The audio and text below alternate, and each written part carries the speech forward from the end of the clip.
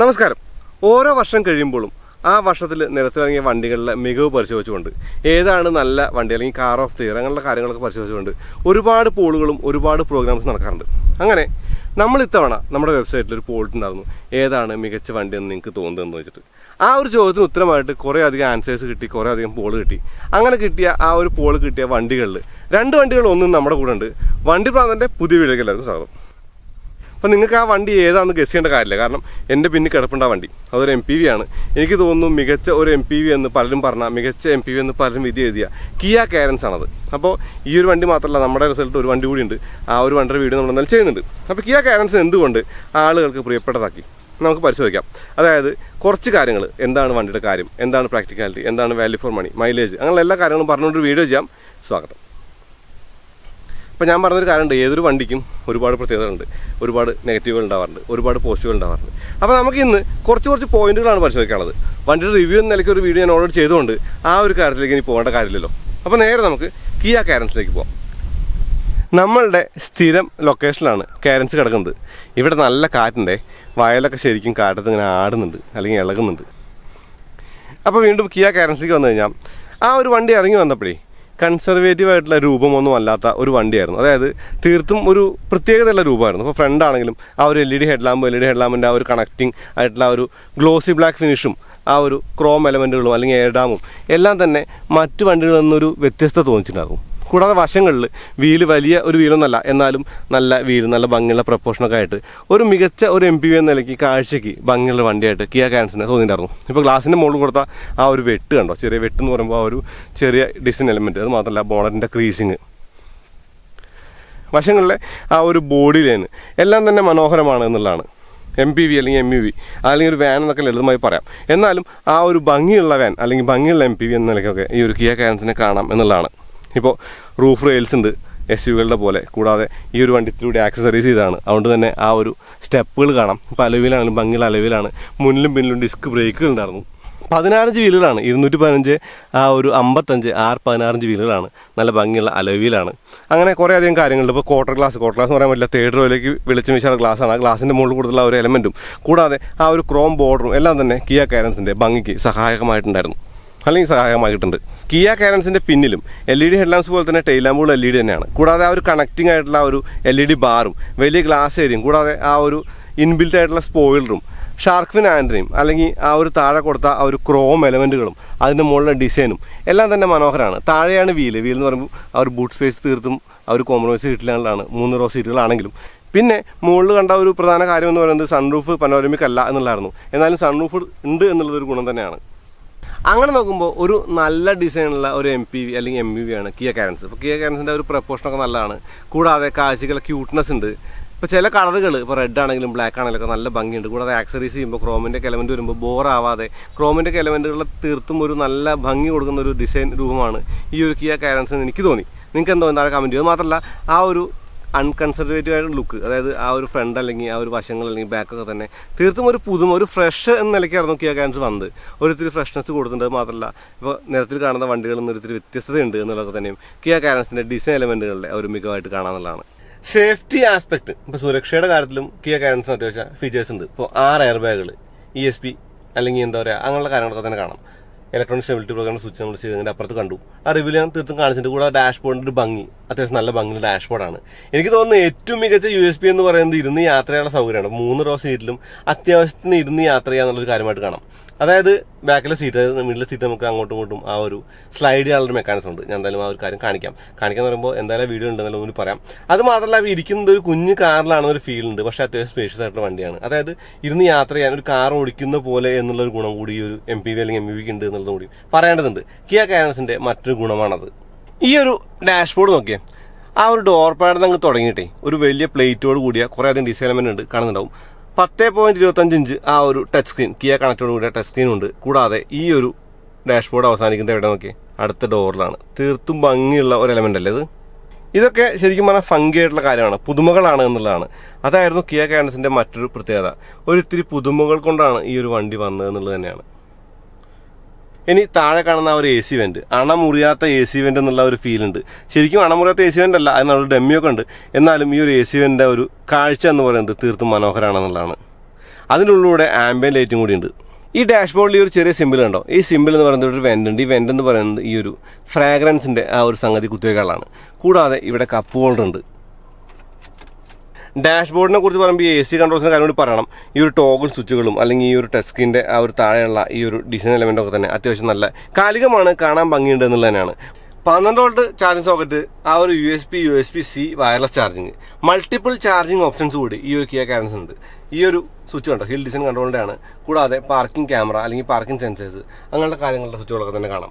ഞാൻ കൂടുതലും യൂട്ടിലിറ്റികളെ കുറിച്ച് സംസാരിക്കുന്നത് ഒരു MPV എന്ന നിലയ്ക്ക് അല്ലെങ്കിൽ MUV എന്ന നിലയ്ക്ക് കൂടുതൽ ആളുകൾ യാത്ര ചെയ്യേണ്ട വണ്ടി എന്ന നിലയ്ക്ക് എന്താണ് ഈ വണ്ടിയുടെ പ്രത്യേകത എന്നുള്ളതാണ്. ആ ഒരു പോയിന്റിലേക്കാണ് നമ്മൾ നോക്കുന്നത്. ഇപ്പോൾ വില എന്ന് പറയുന്നത് ഇൻട്രൊഡക്ടറി പ്രൈസ് എന്ന് പറയുന്നത് ഒരു ഇത്തിരി വാല്യൂ ഫോർ മണി പ്രൊപ്പോസിഷൻ ആയിരുന്നെങ്കിലും 20 ലക്ഷത്തിന്റെ പുറത്ത് വരുന്നുണ്ട് ഈ ഒരു ഡീസൽ മോഡൽ, നമ്മളിരിക്കുന്ന മോഡൽ ഓൺ റോഡ് പ്രൈസ് എന്നുള്ളതാണ്. അപ്പോൾ വാല്യൂ ഫോർ മണി എന്ന പ്രൊപ്പോസിഷൻ നമുക്ക് 2022 തന്നെ വെക്കാം. പിന്നെ പറയേണ്ടത് ഒരു കാര്യം എന്ന് പറയുന്നത് ഓഡിയോ ക്വാളിറ്റിയെ കുറിച്ചാണ്. അത്യാവശ്യം നല്ല സൗണ്ട് ക്വാളിറ്റി ഉണ്ട് വണ്ടിക്ക്. സൗണ്ട് ക്വാളിറ്റി എന്ന് പറയുമ്പോൾ ബോസിൻ്റെ ആ ഒരു സ്പീക്കർ സിസ്റ്റവും അത് മാത്രമല്ല ആ ഒരു സബ് വൂഫർ അടക്കം എല്ലാം ഉള്ളതുകൊണ്ട് നല്ല രസകരമായിട്ട് പാട്ട് കേട്ട് യാത്ര ചെയ്യാവുന്നൊരു വണ്ടി കൂടിയാണ് കിയ കാരൻസ്. അപ്പോൾ മൾട്ടിപ്പിൾ ആളുകൾ യാത്ര ചെയ്യുന്ന വണ്ടിക്ക് ആ ഒരു എൻ്റർടൈൻമെൻറ്റിന് ഒരു പ്രത്യേകത വേണം. അടുത്തൊരു പോയിന്റ് എന്ന് പറയുമ്പോൾ എല്ലാ സീറ്റും പൊക്കി വെച്ചാൽ ബൂട്ട് സ്പേസ് എങ്ങനെ ഉണ്ടെന്നുള്ളതല്ലേ. ആ ഒരു സ്പേസിൻ്റെ ഒരു ഐഡിയ കിട്ടാൻ വേണ്ടിയിട്ട് 2 ബാഗുകൾ ഞാൻ വെച്ചിട്ടുണ്ട്. ഇപ്പോൾ സീറ്റ് മടക്കിയിട്ട ഇഷ്ടംപോലെ സ്പേസാണ്, പക്ഷേ സീറ്റ് മടക്കിയിടുന്ന കാര്യം അവിടെ നിൽക്കട്ടെ. അതല്ലാണ്ട് സീറ്റൊക്കെ നിവർത്തി വെച്ചാലും അത്യാവശ്യം ഇരുന്ന് യാത്ര ചെയ്യാവുന്ന ഒരു പൊസിഷനിൽ നമുക്ക് അത്യാവശ്യം 2 ബാഗുകൾ വെക്കാനുള്ള സ്ഥലമുണ്ട് കിയ കാരൻസ് എന്നുള്ളത് തന്നെയാണ്. തേർഡ് റോയിലേക്കുള്ള ആക്സസ് തീർത്തും നമ്മൾ പലപ്പോഴും പല വീഡിയോസും റീൽസൊക്കെ കണ്ടിട്ട് ഈ ഒരു ബട്ടൺ അങ്ങ് പ്രസ് ചെയ്താൽ അതങ്ങ് മടങ്ങും, പിന്നെ നമുക്ക് സുഖമായിട്ട് കയറാമെന്നുള്ളത്. അങ്ങനെ കയറിയാലും ആ ഒരു ഇരിപ്പെന്ന് പറയുന്നത് അത്യാവശ്യം സൗകര്യമായിട്ടിരിക്കാം, കാരണം തൈ സപ്പോർട്ട് ഉണ്ട്. അത് മാത്രമല്ല ലെഗ് സ്പേസിൻ്റെ കാര്യം കണ്ടോ, അവിടെ ആ ഒരു സീറ്റ് കംപ്ലീറ്റ് ഞാൻ പിന്നാക്കം ചാരി വെച്ചിട്ടാണെങ്കിൽ കൂടി അത്യാവശ്യം സ്ഥലമുണ്ടെന്ന് തോന്നുന്നുണ്ട് അല്ലേ. ഇനി സീറ്റ് നമുക്ക് മുന്നോട്ടും ആക്കാമെന്നുള്ളതും തേർഡ് റോ യൂസബിൾ ആയിട്ടുള്ള ഒരു വണ്ടിയായിട്ട് ഈ ഒരു കിയ കാരൻസിനെ കാണാം. 2 സീറ്റിൻ്റെ പിന്നിലും ഓരോ സംഗതിയുണ്ട്. ഈ ഒരു സീറ്റിൽ ഈ ഒരു നെറ്റും അല്ലെങ്കിൽ ഈ ഒരു ട്രേയും ആണെങ്കിൽ ഇപ്പോൾ ആ ഒരു സീറ്റിൻ്റെ പിന്നിൽ എയർ പ്യൂരിഫയർ ആണ് കണ്ടോ, എയർ പ്യൂരിഫയറിൻ്റെ ആ ഒരു സംഗതികൾ. പിന്നിൽ AC വെൻറ്റുകൾ റൂഫ് ലൈനറിലാണെങ്കിലും കൺട്രോൾസ് ഇവിടെ താഴെയായിട്ട് കാണാം. ഈ ഒരു മിഡിൽ റോ തീർത്തും കംഫർട്ടബിൾ ആണ്, അതായത് നമുക്ക് നന്നായിരിക്കാൻ പറ്റും. ഇപ്പോൾ സീറ്റ് മുന്നോട്ട് ആക്കാമെന്ന് പറഞ്ഞാലും മുഴുവനായിട്ട് മുന്നോട്ടാക്കിയാലും ആ ഒരു കാലിൻ്റെ മുട്ടുന്നില്ല എന്നാണ്. അത് മാത്രമല്ല ലെഗ് റൂം, നീ റൂം അങ്ങനെയുള്ള കാര്യങ്ങളൊക്കെ തന്നെ മികച്ചതാണ്. ഹെഡ് റൂം അത്യാവശ്യമുണ്ട്. ഇപ്പോൾ താഴത്താണ് AC കൺട്രോൾസ് എങ്കിലും മുകളിൽ AC വെൻസ് നല്ല തണുപ്പായിട്ട് ഇരിക്കാൻ പറ്റുന്നുണ്ട്. അത്യാവശ്യം നല്ല ചില്ലിംഗ് ആയിട്ടുള്ള AC ആണ്. ഇനി പറഞ്ഞൊരു കാര്യം എന്ന് പറയുന്നത് 3 പേർക്ക് ഇരിക്കാൻ വലിയ സുഖമില്ല ഈ നടുവിൽ. 2 പേർക്ക് സുഖകരമായിട്ടും 3ാമത്തെ ആൾക്ക് സ്ക്യൂസ് ചെയ്തിരിക്കാം. അങ്ങനെ നോക്കുമ്പോൾ എനിക്ക് തോന്നുന്നു 4-6 പേർക്ക് സുഖമായിട്ടും 7 പേർക്ക് കഷ്ടി യാത്ര ചെയ്യാനേ പറ്റുള്ളൂ. അത് മാത്രമല്ല 8ാമത്തെ ഒരാളെ കൂടി നിങ്ങൾക്ക് യാത്ര ചെയ്യുന്നുണ്ടെങ്കിൽ 3ാമത്തെ പേര് കൊണ്ട് ഇരുത്താം. പക്ഷേ അവർ നിങ്ങളുടെ ശത്രു ആയിരിക്കും, അല്ലെങ്കിൽ ശത്രു ആവും റൈഡ് കഴിയുമ്പോഴേക്കും. പക്ഷേ റൈഡ് നല്ല കേട്ടോ, നല്ല അത്യാവശ്യം നല്ല റൈഡ് ആയതുകൊണ്ട് ഇരുന്ന് യാത്ര ചെയ്യുമ്പോൾ ക്ഷീണവും കാര്യങ്ങളൊന്നും തന്നെ ഇല്ല എന്നുള്ളതാണ്. തീർത്തും നല്ല ഒരു അകത്തളമാണ് കിയ കാരൻസിൻ്റെ. അതും എനിക്ക് തോന്നുന്നു 2022 പ്രിയപ്പെട്ട വണ്ടിയാവാനായിട്ട് ഒരു കാരണമായിട്ട് കാണാം. അപ്പോൾ നമ്മളിപ്പോൾ നോക്കുന്നത് എന്തുകൊണ്ടാണ് കിയ കാരൻസിന് ആളുകൾക്ക് ഇഷ്ടമെന്നുള്ളത് തന്നെ ആ ഒരു പോയിന്റ് ഓഫ് വ്യൂ ആണ് ഞാൻ ഈ പറഞ്ഞത് കേട്ടോ. ഏകദേശം 10,25,000 മുതൽ 18,40,000 രൂപയാണ് കിയ കാരൻസിന്റെ ആ ഒരു എക്സ്ഷോറൂം പ്രൈസ്. വിവിധ വേരിയന്റുകളുടെ വേരിയന്റ് എന്ന് പറയുമ്പോൾ നമ്മൾ അന്ന് ഓടിച്ചത് ഡീസൽ ഓട്ടോമാറ്റിക് ആണ്, ഇപ്പൊ നമ്മൾ ഓടിക്കുന്നത് ഡീസൽ മാനുവൽ ആണ്. കൂടാതെ പെട്രോൾ DCT ഉണ്ട്, പെട്രോൾ മോഡൽ ഉണ്ട്, അതായത് മാനുവൽ ഉണ്ട്. അങ്ങനെ വിവിധ വകഭേദങ്ങളുണ്ട് ഈ വണ്ടിക്ക്. കൂടാതെ ഈ ഒരു ഗ്ലാസ് കൂടി നല്ല വെളിച്ചമുണ്ട്, പോർട്ട് ഉണ്ട്, കൂടാതെ കപ്പ് ഹോൾഡർ അങ്ങനെയുള്ള കാര്യങ്ങളൊക്കെ തന്നെ ഉണ്ട്. പിന്നെ എനിക്ക് ഇഷ്ടപ്പെട്ടത് ആ ഒരു മീറ്റർ കൺസോളിന്റെ കാര്യമാണ്. മീറ്റർ കൺസോളിൽ ഇഷ്ടപ്പെടാത്തൊരു കാര്യമുണ്ട്, അത് ടാക്കോമീറ്റർ സൂചിയല്ല, ആ ഒരു ഡിജിറ്റൽ മീറ്റർ ഇങ്ങനെ കയറി പോകുന്നതാണെന്നുള്ള എനിക്ക് വലിയ ഇഷ്ടമില്ല. പക്ഷേ ആ ഒരു ഗ്രാഫ് അങ്ങനെ കയറി വരുമെന്നുള്ളൊരു കാര്യമായിട്ട് കാണാം. പിന്നെ ഇക്കോ അല്ലെങ്കിൽ ഇങ്ങനെയുള്ള മോഡുകളൊക്കെ ഉണ്ട് വണ്ടിക്ക്, സ്പോർട്ട് ഇക്കോ മോഡുകളൊക്കെ ഉണ്ട്. പക്ഷേ ഈ വണ്ടിക്കില്ല, അത് പെട്രോൾ മോഡലാണ് നമ്മൾ കണ്ടിട്ടുള്ളത്. കൂടാതെ ഈ ഒരു ടച്ച് സ്ക്രീനിൻ്റെ ഒരു കാര്യം പറയണം, അത്യാവശ്യം നല്ല ഇൻഡ്യൂറ്റീവ് ആയിട്ടുള്ള നല്ല ഒരു ടച്ച് സ്ക്രീനാണ്. അപ്പോൾ പറയേണ്ട കാര്യം 360 ക്യാമറ ഇല്ല എന്നുള്ളൊരു പോരായ്മ തന്നെയാണ് പ്രൈസ് പോയിന്റ് നോക്കുമ്പോൾ. പക്ഷേ ഈ ക്യാമറ നമുക്ക് ഓൺ ചെയ്യാം, ബാക്കിൽ ആ ഒരു വരുന്ന വണ്ടി കാണാനായിട്ട് നമുക്ക് ആ ഒരു ക്യാമറ ഓൺ ചെയ്യാനുള്ള പ്രൊവിഷൻ ഉണ്ട്. പക്ഷേ അപ്പോഴും 360 ക്യാമറ ഒരു കുറവ് തന്നെയാണെന്നുള്ളതാണ്. ആ കുറവിൻ്റെ കാര്യം പറയുമ്പോൾ കുറച്ച് കൂടുതലുകൾ കൂടി പറയണം. കൂടുതൽ എന്ന് പറയുന്നത് ആ ഒരു നാവിഗേഷൻ ഉണ്ട് എന്നുള്ളതാണ്. ഇൻബിൽറ്റ് നാവിഗേഷൻ ഉണ്ട്, ആൻഡ്രോയിഡോ ആപ്പിൾ കാർപ്ലേ ഒന്നും കുത്താതെ തന്നെ നമുക്ക് ആ ഒരു നാവിഗേഷൻ ഉണ്ട്. കൂടാതെ ക്വൈറ്റ് മോഡ് പോലുള്ള കാര്യങ്ങളുണ്ട്. ഇത് അത്യാവശ്യം ഇൻഡ്യൂറ്റീവ് ആയിട്ടുള്ള അത്യാവശ്യം എന്താ പറയുക റെസ്പോൺസീവ് ആയിട്ടുള്ള സ്ക്രീൻ ആട്ടോ പറയണം. അതായത് തീർത്തും നമുക്ക് ആ ഒരു ഉപയോഗിക്കാൻ നല്ല സുഖമുണ്ട്, നല്ല രസമുണ്ട്. അത് കിയയുടെ അല്ലെങ്കിൽ ഹുണ്ടയുടെ കാര്യങ്ങളൊക്കെ തന്നെ സ്ക്രീനൊക്കെ തന്നെ മികച്ചതാണ്. മാനുവൽ വായിക്കാം, വോയിസ് മെമ്മോ അല്ലെങ്കിൽ ഫോൺ പ്രൊജക്ഷൻ, ഫോൺ നാവിഗേഷൻ എല്ലാം തന്നെ കാണാം. ക്വൈറ്റ് മോഡൊക്കെ ഇഷ്ടപ്പെട്ടു, വയലേ മോഡ് ഇഷ്ടപ്പെട്ടു. കൂടാതെ കിയ കണക്ട് ആപ്പിൻ്റെ കാര്യങ്ങളൊക്കെ നല്ലതാണ്. ഈ ഒരു സ്വിച്ചുകളൊക്കെ അത്യാവശ്യം പ്രീമിയം ക്വാളിറ്റി ആണെന്നുള്ളതൊക്കെ ഗുണങ്ങളാണ്, അല്ലെങ്കിൽ എനിക്ക് ഇഷ്ടപ്പെട്ട കാര്യങ്ങളാണ്. അതിൽ ആ ഒരു ബോസിൻ്റെ സ്പീക്കർ പ്രത്യേക പരാമർശം അറിയിക്കുന്നുണ്ട്. സ്പീക്കേഴ്സ് ഇതാണ് കിയ കാരൻസിൻ്റെ കീ. ലോക്ക് അൺലോക്ക് ബട്ടൺ ഉണ്ട്, ലോക്ക് ചെയ്തു. അൺലോക്ക് ബട്ടൺ ഉണ്ട്, ഹോൾഡ് ബൂട്ട്. ഈ ഒരു സംഭവം ഹോൾഡ് ചെയ്ത് പിടിച്ചാൽ ഇപ്പോൾ AC ഒക്കെ ഓൺ ചെയ്യാനൊക്കെ നമുക്ക് എവിടെയെങ്കിലും പുറത്ത് നിൽക്കുകയാണെങ്കിൽ വണ്ടിക്കകത്ത് കയറാറുണ്ട്. AC ഒക്കെ ഒന്ന് ഓൺ ആവട്ടെ എന്ന് വിചാരിച്ചാൽ ആ ഒരു വണ്ടി സ്റ്റാർട്ട് ചെയ്യാം. അപ്പോൾ ഇത് ഞാൻ കണ്ടൊരു കാര്യം എന്ന് പറയുന്നത് ഓട്ടോമാറ്റിക്കലി മാത്രമല്ല മാനുവലിലും ഉണ്ട്. ന്യൂട്രൽ ആണെങ്കിൽ മാത്രം സ്റ്റാർട്ട് ആവുള്ളൂ, എന്നാലും മാനുവലിൽ ഒരു സംഗതി കണ്ടു എന്നുള്ളതാണ്. അപ്പോൾ ഇത്രയും പ്രത്യേകതകളൊക്കെയാണ് ശരിക്കും നോക്കാനുള്ളത്. ഇപ്പോൾ ഇൻട്രൊഡക്ടറി പ്രൈസ് ആയിട്ട് വന്ന വണ്ടി വാല്യൂ ഫോർ മണി ആണെന്ന് തോന്നി. പക്ഷേ ഈ ഒരു ഇൻട്രൊഡക്ടറി പ്രൈസ് മാറിയപ്പോഴും 10-45 എന്ന് പറയുന്നത് അത്യാവശ്യം ഒരു വാല്യൂ ഫോർ മണി പ്രൊപ്പോഷൻ തന്നെയാണ് ഇപ്പോഴത്തെ കാലത്ത്. അതായത് വണ്ടിയുടെയൊക്കെ വില കൂടി. എന്നാലും വണ്ടി ഓടിക്കുമ്പോൾ ആ ഒരു വണ്ടിയുടെ എഞ്ചിനുകളെ കുറിച്ച് അല്ലെങ്കിൽ മൈലേജിനെ കുറിച്ച് പറയാൻ നമുക്ക് വണ്ടി എടുത്ത് ഓടിക്കാം. കഴിഞ്ഞ വർഷം 2022 വന്ന വണ്ടികളിൽ പ്രിയപ്പെട്ട വണ്ടികൾ, അതായത് ആളുകൾക്ക് ഇഷ്ടപ്പെട്ട വണ്ടികളുടെ ആ ഒരു പോളിന്റെ കാര്യം ഞാൻ പറഞ്ഞില്ലേ. പോൾ എന്ന് പറയുന്നത് ജനങ്ങളുടെ അഭിപ്രായം എന്ന് പറയുന്നത് പല ആളുകളും പോൾ ചെയ്യുമ്പോൾ പല വിധത്തിലായിരിക്കും. ഇപ്പോൾ പെർഫോമൻസ് കാറുകളുടെ അല്ലെങ്കിൽ ലക്ഷറി കാറുകളുടെ വീഡിയോസ് കാണുന്ന ആളുകളാണെങ്കിൽ ലക്ഷറി കാറുകൾ ഇഷ്ടപ്പെടുന്ന ആളുകളുടെ ഒരു പോൾ നടത്തി കഴിഞ്ഞാൽ ഒരിക്കലും അതൊരു സാധാരണ വാഹനം ആയിക്കൊള്ളുന്നില്ല. പക്ഷെ ഇവിടെ ഒരു പോയിന്റ് എന്താ വെച്ചാൽ നമ്മൾ എപ്പോഴും ചെയ്യുന്ന ഒരു കാര്യം എന്ന് പറയുന്നത് ഒരു 50 ലക്ഷം രൂപ താഴെയുള്ള വണ്ടികൾ, 30 ലക്ഷം രൂപ താഴെയുള്ള വണ്ടികൾ, ആ ഒരു വണ്ടികളുടെ ലിസ്റ്റ് മാത്രമേ ആ പോളിൽ കൊടുത്തിട്ടുള്ളൂ. കാരണം വേറെ ഒന്നല്ല, എനിക്ക് തോന്നുന്നു നമ്മളെപ്പോലുള്ള ആളുകൾ സാധാരണക്കാർ അല്ലെങ്കിൽ ഒരു ഇത്തിരി കൂടി കൂടുതൽ വിൽക്കുന്ന മാസ് മാർക്കറ്റ് കാറുകൾ എന്ന് പറയുന്നത് ആ ഒരു വിലക്കുള്ള വണ്ടികളാണ്. ലക്ഷറി വണ്ടികളുടെ ഒരു കാര്യം അവിടെ മാറ്റി നിർത്താം നമുക്ക് അങ്ങനെയാണ്. അപ്പൊ കിക്ക് ഏകദേശം 19ഓളം വേരിയൻസ് ഉണ്ട് ഈ ഒരു കാരൻസിന്. കിയയില് 19 അല്ല, ഞാൻ പറയും ഏകദേശം 19. അപ്പൊ ഡീസൽ, ടർബോ പെട്രോള്, ഈ 3 കാര്യങ്ങൾ എടുത്തു. അപ്പൊ നമ്മൾ ഓടിച്ചത് ഡീസലാണ്. ഡീസൽ ടോർക്ക് കൺവേർട്ടർ ഓട്ടോമാറ്റിക്കാണ്, 6 സ്പീഡ്. ഇത് 6 സ്പീഡ് മാനുവലാണ്, 7 സ്പീഡാണ് DCT, ആ ഒരു ടർബോ പെട്രോൾ. അപ്പൊ അങ്ങനെ അത്രയും വൈവിധ്യങ്ങൾ ഉണ്ട് എന്നുള്ളതാണ്. ഈ ഒരു വണ്ടിയുടെ ഒരു പ്രധാന കാരണം അത് തന്നെയാണ്. ഈ ഒരു ആളുകൾക്ക് ഇഷ്ടപ്പെടാനും വിറ്റ് അല്ലെങ്കിൽ പ്രീ ബുക്കിംഗ് അത്രയും പെട്ടെന്ന് തീരാനും ഉള്ളൊരു കാരണം അത് തന്നെയാണ്. വേരിയന്റുകളുടെ വൈവിധ്യവും എണ്ണവും ഒക്കെ. അപ്പൊ ഇത് ഓടിക്കാൻ ശരിക്കും നല്ല രസമാണ്. അതായത് ഓടിക്കാൻ രസം എന്ന് പറയുമ്പോൾ പെട്രോൾ ആണെങ്കിലും ഡീസൽ ആണെങ്കിലും, ഡീസൽ ഓട്ടോമാറ്റിക് ആണെങ്കിലും മാനുവൽ ആണെങ്കിലും എല്ലാം ഓടിക്കാൻ രസമാണ്. നമുക്ക് തീർത്തും ഈസി ടു ഡ്രൈവ് ആണ്. അത് ഞാൻ പറയുന്നത് ഇതൊരു MPV അല്ലെങ്കിൽ ഒരു MEV എന്ന് നിലയ്ക്ക് കണ്ടാൽ മതി. അതായത് അധികം ഒരു എന്തൂസിയാസ്റ്റിക് ആയിട്ടൊന്നല്ല ഞാൻ പറയുന്നത്. എന്നാലും 0 to 100 ടൈമിംഗ് നോക്കിയാലും, അത്യാവശ്യം സ്പീഡ് നോക്കിയാലും, ഓടിക്കാനുള്ള ഒരു ഫൺ ഫാക്ടർ നോക്കിയാലും, സ്റ്റിയറിംഗിന്റെ ഒരു ഫീഡ്ബാക്ക് നോക്കിയാലും എല്ലാം അത്യാവശ്യം കൊള്ളാമെന്നുള്ളതാണ്. അതായത് എല്ലാം കൂടി പറയുമ്പോൾ മികച്ചൊരു വണ്ടിയാണ് കിയ കാരൻസ്. ഇപ്പൊ സ്റ്റിയറിംഗിന് റീച്ച് അഡ്ജസ്റ്റ്മെന്റ് ഒക്കെ ഉള്ളതുകൊണ്ട് നമുക്ക് ശരിക്കും നല്ല ഒരു പൊസിഷൻ കിട്ടാൻ ഒരു ബുദ്ധിമുട്ടില്ല. അത് മാത്രമല്ല ക്രൂയിസ് കൺട്രോൾ പോലുള്ള കാര്യങ്ങളുണ്ട്. മാത്രമല്ല ചെറിയ ചെറിയ സപ്പോർട്ട്, ഇപ്പോൾ ADS കാര്യങ്ങളൊന്നും അല്ല ഞാൻ പറയുന്നത്, ചെറിയ ചെറിയ കാര്യങ്ങളൊക്കെ ആയിട്ടുള്ള ഒരു സപ്പോർട്ടും കാര്യങ്ങളൊക്കെ വേണ്ടിയിട്ടുണ്ട്. ക്രൂയിസ് കൺട്രോൾ മാത്രമല്ല വാണിംഗ് വായിക്കുന്ന ആ ഒരു സ്പീഡിൽ വായിക്കില്ല, സ്പീഡ് ലിമിറ്റ് വായിക്കുന്ന ആ ഒരു സംഗതി, അതുപോലുള്ള കാര്യങ്ങളൊക്കെ ഉണ്ട്. ഇപ്പോൾ ആവറേജ് മൈലേജ് നോക്കിയാൽ തന്നെ ഞാൻ ഓടിക്കുമ്പോൾ തന്നെ എനിക്ക് ഏകദേശം 16.5 to 17.5 ഒക്കെ കിട്ടുന്നുണ്ട്. അതായത് 20ന്റെ പുറത്ത് കിട്ടുന്ന ആൾക്കാരുണ്ട്. നമ്മൾ പറഞ്ഞിട്ട് തന്നെ ഈ ഒരു കിയ കാരൻസ് വാങ്ങിയ ആളുകളുണ്ട്. അതായത് ഇനീഷ്യൽ ബുക്കിംഗിൽ വാങ്ങിയ ആളുകൾ. ആ ഒരു ഇൻട്രൊഡക്ടറി പ്രൈസിന് 10.42 കിട്ടുന്ന വണ്ടി എന്ന് പറഞ്ഞാൽ പെട്രോളാണ്. അത് പെട്രോൾ മോഡലാണ്. അത് ശരിക്കും പറഞ്ഞാൽ ഒക്കേഷണൽ യൂസിനോ അല്ലെങ്കിൽ എപ്പോഴൊക്കെ എടുത്ത് ഓടിക്കാനൊക്കെ പറ്റിയ വണ്ടിയാണ്. ഫൺ ഫാക്ടറും കാര്യമായിട്ടൊന്നുമില്ല. അത് മാത്രമല്ല ഓടിക്കാനുള്ള ആ ഒരു ഫണ്ടിന്റെ ഒരു കാര്യം മാറ്റി നിർത്തിയാലും ഫ്യൂൽ എഫിഷ്യൻസിയും അങ്ങനെയുള്ള കാര്യങ്ങളൊക്കെ നോക്കിയാലും എനിക്ക് തോന്നുന്നു ഒരു സാധാരണ വണ്ടി എന്ന് നിൽക്കേണ്ടാൽ മതി. സാധാരണ ഒരു 6 സീറ്റർ അല്ലെങ്കിൽ ആ ഒരു 3 റോ ഉപയോഗിക്കാൻ പറ്റിയ 3 റോയുള്ള വണ്ടി. അതാണ് ശരിക്കും എർട്ടിഗയ്ക്കും അല്ലെങ്കിൽ XL6 ശരിക്കും ഒരു കോമ്പറ്റീഷൻ നിൽക്കുന്ന വണ്ടി എന്ന് പറയുന്നത് petrol model. Turbo petrol other hand അത് ഇത്തിരി കൂടി ഫാസ്റ്റ് ആണ്.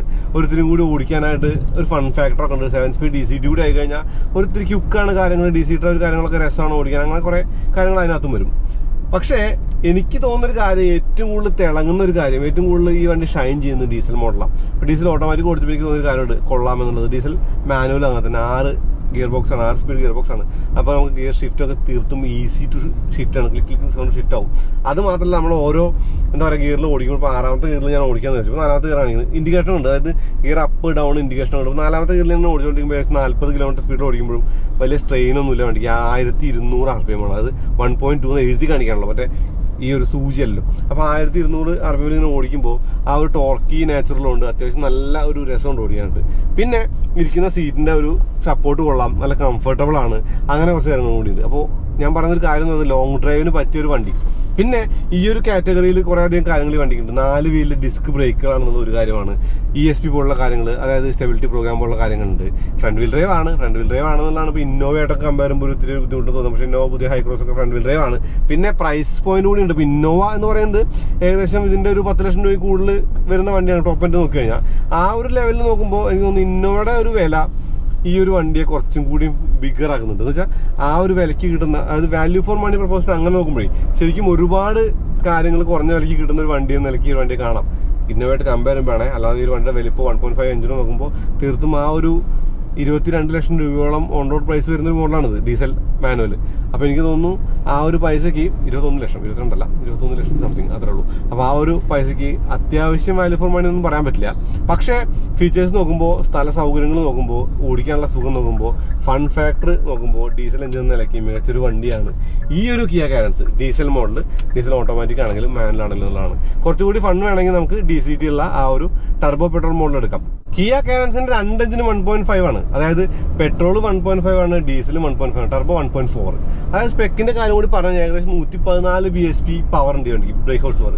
കൂടാതെ 250 Nm ടോർക്കുണ്ട്. അപ്പൊ ഡീസലിന്റെ ഒരു കാര്യം അതാണ്, 250 Nm ടോർക്കും ആ ഒരു 115 എന്ന് പറയുന്ന 115 BS എന്ന് പറയുന്നത് 115 അല്ല 114 BHP ആ ഒരു പവർ എന്ന് പറയുന്നത് അത്യാവശ്യം നല്ല ഒരു പവർ ഫിഗർ ആണെന്നുള്ളതാണ്. അതായത് ഓടിക്കാൻ നല്ല രസമുണ്ട്. ഇപ്പൊ കാല് കൊടുത്ത വണ്ടി കയറി പോകുന്നതും ആ ഒരു ഇൻസ്റ്റന്റനിയസ് ആയിട്ടുള്ള ആ ഒരു ഇത്തിരി പിക്കപ്പും കാര്യങ്ങളൊക്കെ ഉണ്ട്. ഇപ്പൊ ടർബോ ലാഗൊന്നും ഇല്ല, കാര്യമായിട്ടൊന്നും ഇല്ലെന്നല്ല, തീരെ കുറവാണ്. ടർബോ ലാഗിന്റെ ഒരു കാര്യം നമുക്ക് ഫീൽ ചെയ്യില്ല എന്നുള്ളത് തന്നെയാണ്. പക്ഷേ DCT ഉള്ള മോഡൽ, അതായത് 1.4 ടർബോ എന്ന് പറയുന്നത് 140 HP ആണ്, 140 BHP ആണ്. അത് ഇത്തിരി കൂടി പവർഫുൾ ആണ്. ഇപ്പൊ ഡീസലിനെ കമ്പയർ ചെയ്യുമ്പോൾ എനിക്ക് തോന്നുന്നു 140 HP ഉള്ള വണ്ടി ഫാസ്റ്റ് ആണ്, കുറച്ചും കൂടി ഒരു ഫൺ ടു ഡ്രൈവ് ആണ്. DCTയുടെ ഒരു ഫാസ്റ്റ് ഷിഫ്റ്റിംഗ് കാര്യങ്ങളൊക്കെ മികച്ചതാണ് എന്നുള്ളതാണ്. അപ്പൊ ഇതിൽ ഇത്തിരി കുറവ് പവർ ടോർക്ക് ഫിഗറുകളുള്ള അല്ലെങ്കിൽ കുറവായിട്ടുള്ള ഒരു കാര്യമുള്ള വണ്ടി എന്ന് പറയുന്നത് ആ ഒരു 1.5 പെട്രോൾ ആണ്. ആ ഒരു 1.5 പെട്രോൾ വേണമെന്നില്ല, എനിക്ക് തോന്നുന്നു ഈ ഒരു ഡീസൽ മോഡലോ അല്ലെങ്കിൽ ടർബോ എടുത്താലും മതി. ഇപ്പൊ അത് മതി, വലിയ പവറും കാര്യങ്ങളൊന്നും വേണ്ട. 7 പേർക്ക് യാത്ര ചെയ്യാനും, 6 പേർക്ക് യാത്ര ചെയ്യാനും, സുഖമായിട്ട് യാത്ര ചെയ്യാനും സംവിധാനങ്ങളൊക്കെ വേണം, ഫീച്ചേഴ്സ് ഒക്കെ വേണം. അല്ലെങ്കിൽ ഇങ്ങനെയുള്ള കാര്യങ്ങളൊക്കെയാണ് ഉദ്ദേശമെങ്കിൽ ആ ഒരു 1.5 പെട്രോളും മതി. അപ്പോൾ കഴിഞ്ഞ വർഷം ഇറങ്ങിയ വണ്ടികളിൽ മികച്ചു നിൽക്കുന്ന വണ്ടികളിൽ ഒന്ന് എന്ന് പറയുന്നത് കിയ കാരൻസ് ആവാൻ ആ ഒരു കാരണം കൂടിയാണ് ഞാൻ കാണുന്നത്. അതായത് എഞ്ചിനുകളുടെയും അല്ലെങ്കിൽ ആ ഒരു ഗിയർ ബോക്സുകളുടെയും വൈവിധ്യമുണ്ട്. Torque converter, DCT, manual, 3 gear ബോക്സുകൾ, 3 എഞ്ചിൻ. അപ്പോൾ ആ ഒരു കാര്യമുണ്ട്. അങ്ങനെ നോക്കുമ്പോൾ വൈവിധ്യങ്ങൾ കൂടി ഒരു വണ്ടിയുടെ കാര്യമാണ്. അപ്പൊ എല്ലാം കൂടി ചേരുമ്പോൾ എനിക്ക് തോന്നുന്നു 2022 ഇറങ്ങിയ വണ്ടികളിൽ മികച്ച ഒരു വണ്ടി കിയ കാരൻസ് തന്നെയാണ്, അതിൽ സംശയമൊന്നുമില്ല. അപ്പോൾ കിയ കാരൻസ് മാത്രമല്ല, നമ്മൾ 2 വണ്ടികൾ ആ ഒരു ലിസ്റ്റ് ഉണ്ട്. നമ്മുടെ 2ാമത്തെ വണ്ടി എന്ന് പറയുന്നത് വണ്ടി ഓടിക്കുമ്പോൾ പറയാനെ കുറിച്ച് കൂടുതൽ, കാരണം എപ്പോഴും വണ്ടി ഓടിക്കുമ്പോൾ പറയുമ്പോൾ ഒരു സസ്പെൻസ് നിർത്തുന്നതല്ലേ. അപ്പൊ അടുത്ത വീണ്ടും വരാം. അതിലേക്ക് നന്ദി, നമസ്കാരം.